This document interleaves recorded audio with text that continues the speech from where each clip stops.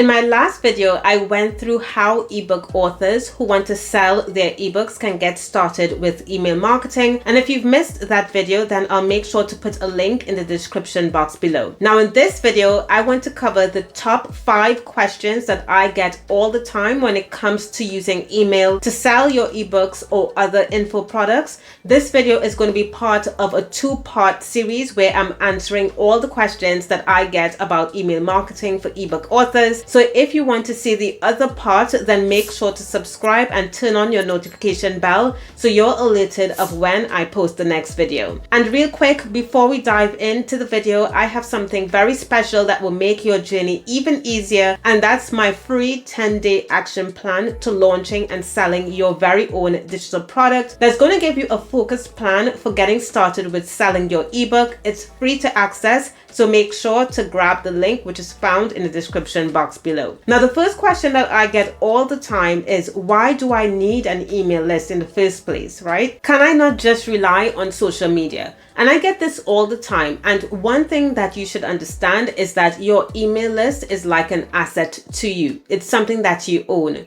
Whereas social media platforms, let's say they are just rented space, so you don't really have full control over them, and they can change their algorithms anytime, impacting your visibility with your followers. Plus, they can even shut down your account anytime. But the beauty of an email list is that it belongs to you. So it's your direct line to people who are interested in what you offer. Now, I've personally seen how impactful email marketing is. Most of my digital product sales, including ebooks, come directly from my email list. And that's because the subscribers who are the most engaged people in my audience when considering my YouTube audience and my email audience. And essentially, when someone joins your email list, they are putting up their hands and saying that, yes, I am interested in what you have to offer. I mean, unlike social media, they're not just following you for your pretty posts or your entertaining posts. They've actively opted in, usually in exchange for something of value, which means they already seen you as a potential solution to a problem that they have.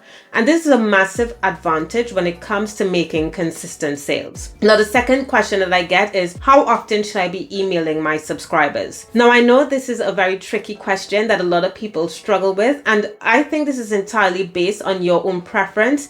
But the main thing that you want to think about is consistency. Personally, I send an email to my email subscribers about 4 to 5 times a week. You can send more or less depending on your preference, but also remember that you don't want to send too few emails because your list might forget who you are. So here's an approach that you might want to take. If you're just getting started, you can start sending an email at least once a week. So this is going to help keep you top of mind without being too spammy. And then as you get more comfortable and depending on your content strategy, for example, you might increase that to 2 to 3 times that you're sending an email, especially if you're in the middle of a launch or you're promoting something. And remember, the quality of your emails is what matters. Every email should provide value. That might be like an actionable tip or an inspiring story or something that's relevant to your subscribers so that they feel they would want to continue to be on your email list. Okay, so the next question that I get is, what type of emails should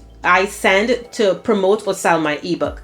So this is where you can get really creative and strategic, right? So here are some ideas. And if you want your first few email templates, then I'm gifting my free email templates to get started with the link in the description box below. And here is a series that I would recommend that you send to promote your own ebook. So when someone subscribes to your list, you can send them a sequence of welcome emails. So this really is your chance to introduce yourself. You can share your story with them. You can explain how your ebook is going to help them. Your ebook could actually be featured as the solution that they have. Then you want to provide some valuable insights that's related to your ebook topic. So for example, if your ebook is about productivity, you might want to send them an email with a productivity tip that leaves them actually wanting more and to hear from you. Other types of emails that you can include is maybe like a behind the scenes email where it gives them a look and feel for what's inside the ebook, right? So maybe you could share like a short excerpt or a list of the main chapters within the ebook. And then also my favorite one is highlighting what others have said about your ebook.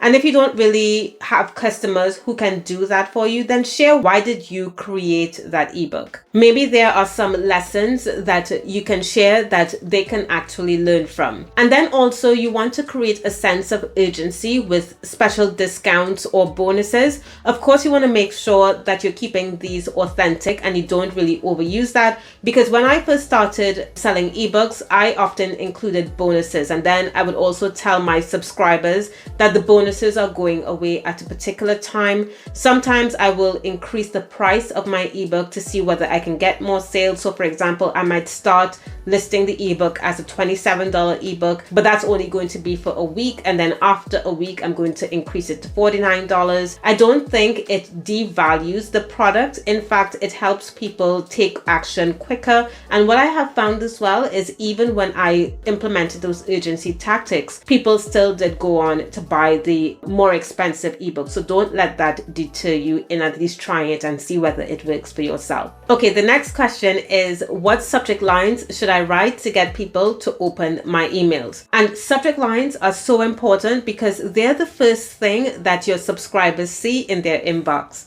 So if your subject line doesn't really get or grab somebody's attention, then they're not going to open the email, right?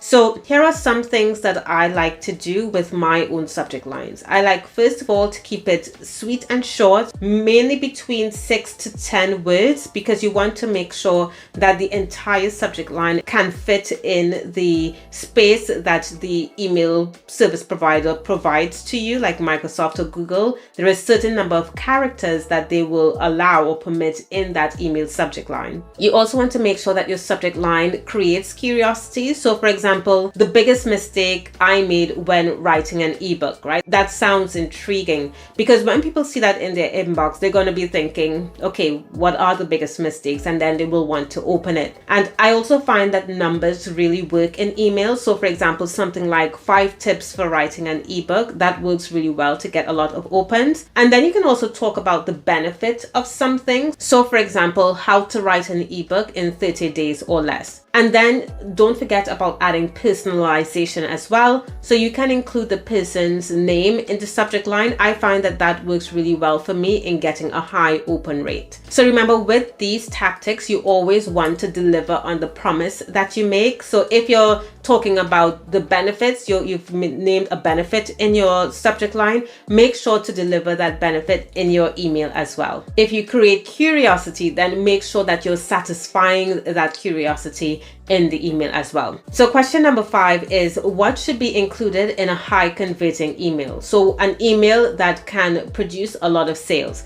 And these next tips are things that have worked for me, so I hope that it will help you too. And a high converting email is really, in my opinion, one that will help you connect with your readers. And one of the best ways that has worked for me is through storytelling. So when you tell a story, you're not just selling a product, you're actually inviting your audience into an experience, and it helps you to create an emotional bond with them. So for example, whenever I write an email about a story that's specifically related to why I created a product or one of my ebooks, I see a spike in sales from that. And I think people love stories because it helps them to relate to you as a person. They can share their experiences and what you have gone through. And when people hear your story and see that you have experienced the same challenges that they have, then they start to trust you. They think that you have the solution to what they're looking for. And then your journey becomes a source of inspiration and assurance for them as well. So it makes your offer feel a lot more relatable and something that they think they're able to achieve. So this is my secret to making sales, right? So to you, I would say, don't be afraid to share your story. Just be genuine and open about it and see what happens. All right, so I'm going to end this video right here because I don't want it to be too long, but make sure to subscribe for part 2 that I'm going to release very shortly, where I'm going to share 5 more questions that I'm answering as you get started with your own email list. I hope you found this information helpful and actionable. And if you have any more questions, please do leave it in the comment section below, and I'll I'll make sure to answer them in my next video. And remember, if you haven't grabbed my 10-day action plan for launching and selling digital products,